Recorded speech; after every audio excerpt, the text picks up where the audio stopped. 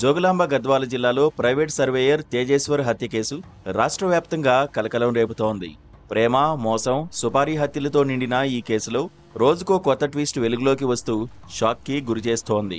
32 ఏళ్ల తేజేశ్వర్ కర్నూలుకు చెందిన ఐశ్వర్యతో మే 18న ప్రేమ వివాహం చేసుకున్నాడు. వివాహం జరిగిన నెల రోజుల్లోనే జూన్ 17న తేజేశ్వర్ అనుమానాస్పదంగా అదృశ్యమయ్యాడు. ఆయన సోదరుడు తేజవర్ధన్ ఫిర్యాదుతో గద్వాల పోలీసులు కేసు నమోదు చేసి CCTV footage, mobile location data ఆధారంగా దర్యాప్తు చేపట్టారు.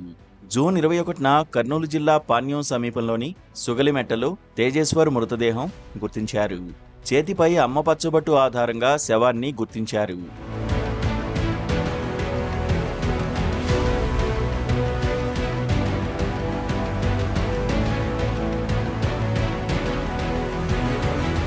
దర్యాప్తులో సంచలన విషయాలు బయటపడ్డాయి. తేజేశ్వర్ భార్య ఐశ్వర్య, ఆమె తల్లి సుజాత, కర్నూలులోని బ్యాంకు ఉద్యోగి తిరుమలరావు ఈ హత్య వెనుక మాస్టర్ మైండ్లుగా ఉన్నట్టు తేలింది.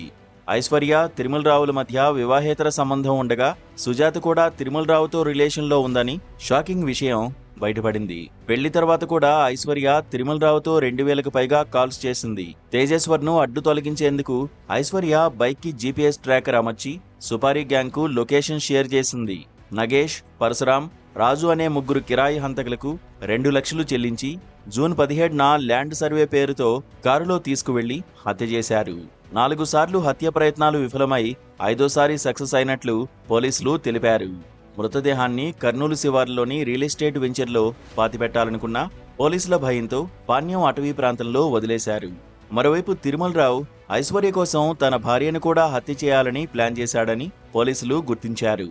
హత్య తర్వాత తిరుమలరావు, ఐశ్వర్య లద్దాఖ్ ద్వారా విదేశాలకు పారిపోవాలని ప్లాన్ చేశారు. 20 లక్షల నగదు, 2 ఫ్లైట్ టికెట్లు సిద్ధం చేసుకున్నారు.